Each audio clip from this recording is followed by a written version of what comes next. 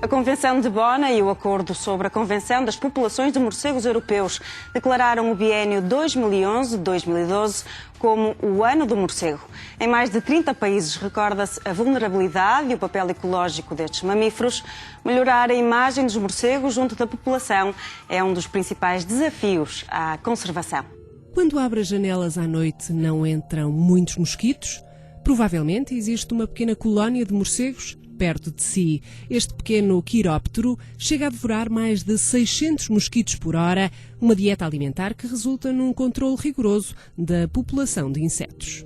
Eles podem comer o equivalente, por noite, a cerca de metade do próprio peso em insetos. O morcego mais pequeno que nós temos em Portugal, que é o morcego anão, ou morcego pigmeu, que medem cerca de 4 centímetros, esses morcegos por noite chegam a comer 1000 mosquitos. Uma colónia deste género, em que temos aqui 5000 indivíduos, se pensarmos numa média de peso de 10 gramas, não é? Multiplicarmos isto por todos os indivíduos que aqui estão, eles comem cerca de 25 quilos de insetos todas as noites. Nós pensarmos nas espécies insetívoras que se alimentam de muitos insetos que, por vezes, alguns são pragas da agricultura, são vetores de doença, têm, de facto, um papel de inseticida natural fantástico nos ecossistemas. Depois, as suas próprias capacidades diferentes que têm de voar no escuro, por exemplo, no caso dos hematófagos, das tais espécies ditas vampiras, que se alimentam, que têm, de facto, na saliva um anticoagulante.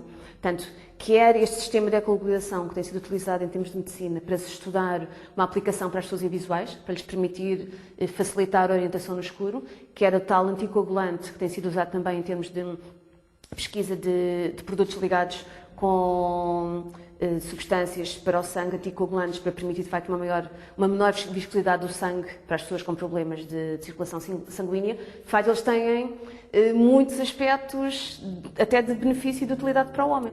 Existem mais de 1000 espécies de morcegos no mundo, representam 1/5 dos mamíferos. De todas as espécies, apenas 3 alimentam-se de sangue e vivem na América do Sul. As restantes são essencialmente frugívoras e insetívoras. Em Portugal são conhecidas 27 espécies de morcegos, 2 correspondem a endemismos, uma espécie das ilhas da Macaronésica, que encontramos na Madeira, e um endemismo do arquipélago dos Açores. Ambas estão com estatuto de conservação criticamente em perigo. Do número total de espécies que ocorrem em Portugal continental, 13 estão classificadas como criticamente em perigo, 6 apresentam o estatuto em perigo ou vulnerável e 8 possuem informação insuficiente, o que significa que o estado da população é desconhecido.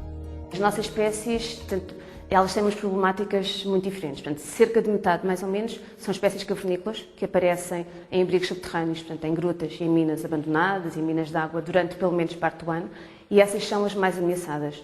Tendo em conta que nós temos em Portugal muitos milhares de cavidades, mas apenas 30, 40, 50 no máximo têm condições boas para ter grandes colónias, quer no verão, portanto, colónias de maternidade, quer no inverno, colónias de hibernação. São poucos os sítios que têm as condições microclimáticas, de temperatura e de umidade específicas para poder os morcegos durante as várias fases do seu ciclo anual. O morcego é o símbolo do Parque Natural das Serras de Aire e Candeeiros. Na área protegida já foram identificadas 18 das 25 espécies que existem em Portugal. A nascente dos Olhos d'Água do Alviela é um dos fenómenos geológicos que encontramos no maciço calcário extremanho, sem segredos para os mamíferos voadores. Esta gruta é constituída por um sistema de várias galerias com várias centenas de metros. Temos galerias a vários níveis. Este abrigo é um dos mais importantes abrigos de maternidade de Portugal. Há muitas espécies que vêm aqui entre finais de março e princípios e finais de setembro para se reproduzirem. Já foram identificadas aqui 12 espécies de morcegos diferentes. Na Lapa da Canada, as rochas, as fraturas e a Ribeira dos Amiais criam condições de geomorfologia e de habitat favoráveis aos morcegos. O conjunto fluviocárcico é um dos principais abrigos do morcego de peluche. Na época de maior ocupação, chega a registrar 5.000 indivíduos. Os morcegos, eles são o que se chama animais filopátricos, ou seja, eles regressam sempre ao local onde nascem. Ou seja, neste abrigo de maternidade, os morcegos que nascerem neste ano, aqui, no ano seguinte vão regressar certamente e aqui se vão reproduzir. Mas depois esta colónia, que se junta aqui nesta altura para se reproduzir, ela separa-se. Por vezes necessitam de fazer migrações de mais de 100 km. E, por exemplo, nós sabemos que os morcegos daqui muitas vezes vão para a Serra da Arrábida, para Sesimbra, e para a Serra de São Mamede, para Marvão. Considerada um santuário ecológico de morcegos cavernícolas, a zona das nascentes do Alviela é desde 2002 um observatório que permite seguir por vídeo a vida dos pequenos mamíferos. Os estudos de comportamento são muito escassos. Tem havido muitos estudos em termos de ecologia, de hábitos alimentares, estudo dos diferentes habitats, mas lá está, em termos de comportamento, só quando ocorreram estruturas deste género, como o observatório, é que nos permitiu observar os morcegos em ambiente natural. No Centro de Ciência Viva de Alviela, a ação da gruta é monitorizada em tempo real. As imagens permitem o acompanhamento científico da colónia e reforçam o trabalho de sensibilização pedagógica dos visitantes. Temos aqui um morcego de peluche, temos aqui adultos, né, indivíduos adultos, temos aqui um adulto a amamentar e depois temos aqui esta mancha de crias. Nesta espécie, observa-se, eles formam colónias berçário. Isto é o que se chama uma colónia berçário. É assim, cada morcego, em regra geral, só tem uma cria por ano. Só tem uma cria. O que acontece é que as fêmeas, quando necessitam de sair da gruta para se alimentar, deixam ou colocam as crias todas num espaço, não é? É o que se chama uma colónia berçário, e ficam alguns adultos a tomar conta deles, enquanto as outras mães saem, aproveitam para cuidar do filho. Depois, quando essas mães regressam, vão as outras. Trabalham por turnos, basicamente. Os dados recolhidos no Observatório dos Morcegos Cavernícolas permitem melhorar a conservação desta fauna ameaçada de extinção. Em Morcegos na Web, pode acompanhar a atividade da colónia de maternidade. No quiroptário do Carçoscópio, descubra a morfologia e a ecologia das diferentes espécies de um modo ludopedagógico. As turbinas eólicas são a mais recente ameaça enfrentada pelos morcegos. Para além do risco de colisão, o movimento das pás provoca uma diminuição da pressão atmosférica e faz rebentar os vasos sanguíneos dos pulmões destes mamíferos. O impacto real nas espécies mais vulneráveis é ainda desconhecido. Estão os aerogeradores a matar morcegos? O alerta surgiu após a investigação de um campo eólico em Alberta, Canadá. A presença de cadáveres de morcegos à volta das turbinas, sem feridas ou hematomas externos, afastou a hipótese de mortalidade por colisão. A notícia de uma nova ameaça, fatal para os mamíferos, chegou da Universidade do Calgary e chama-se barotrauma, uma hemorragia interna causada por uma alteração na pressão do ar. Há locais em que o número de cadáveres dos mamíferos é 4 vezes superior ao das aves. Nós sabemos quantos morcegos morrem e podemos estimar exatamente qual é a mortalidade que um parque eólico causa num determinado local. Mas como nós não sabemos o tamanho populacional das várias espécies, e nomeadamente o tamanho das populações naquela região, não conseguimos depois ter uma ideia do impacto real que aquela mortalidade tem na população daquela região. Em algumas zonas do país há uma grande mortalidade observada.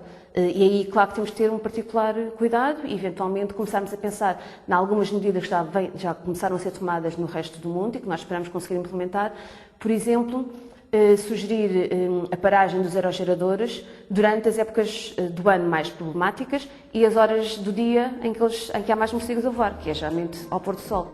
O impacto dos aerogeradores sobre os morcegos é mais significativo no final do verão e no início do outono. Os investigadores portugueses consideram que a atividade das turbinas deve ser reduzida nos meses de migração e a instalação de parques eólicos condicionada na proximidade de abrigos de importância nacional. Neste momento estão a ser monitorizados de uma maneira regular cerca de 70, 80, 100 parques a nível nacional e há 2 ou 3 com situações mais problemáticas de mortalidade observada. Luísa Rodrigues estuda quirópteros desde 1987. A inventariação e anilhagem de morcegos confirmam o declínio das diferentes espécies. Os atropelamentos, a perturbação e destruição de abrigos com a construção de infraestruturas como as barragens, desafiam a sobrevivência destes mamíferos voadores. num ambiente, num ecossistema, até pronto, há relativamente pouco tempo, sem grandes ameaças, eles não tinham problemas, porque eles não têm grandes predadores naturais. Portanto, há apenas algumas aves de rapina, alguns mamíferos que se alimentam de morcegos, mas geralmente é de uma maneira casual. E por isso, esta grande longevidade e esta fraca natalidade, se não houver, enquanto não havia grandes pressões, eles não tinham problema nenhum, portanto, eles de facto viviam a sua vida muito calmamente. Quando começam a aparecer estes fatores de ameaça, ainda por cima estes fatores com um cariz antropogénico, portanto, que são de facto o homem que causa, que aparecem todos ao mesmo tempo. Há cada vez menos abrigos para os morcegos, porque os morcegos que utilizam os edifícios mais antigos, hoje não há sótãos abandonados, não há caves, tudo é aproveitado. Tudo está vedado ao exterior, portanto não há uma comunicação do interior para o exterior. Mesmo os abrigos naturais têm vindo a ser destruídos, porque eles também ocuparam as minas que já não estavam em elaboração e hoje a própria legislação obriga que essas minas estejam fechadas e impedindo assim que os morcegos possam comunicar com o exterior, portanto, e acabam por morrer. E saber onde é que estão os abrigos e poder criar abrigos alternativos em que nós controlamos exatamente essa população é extremamente importante na sua salvaguarda.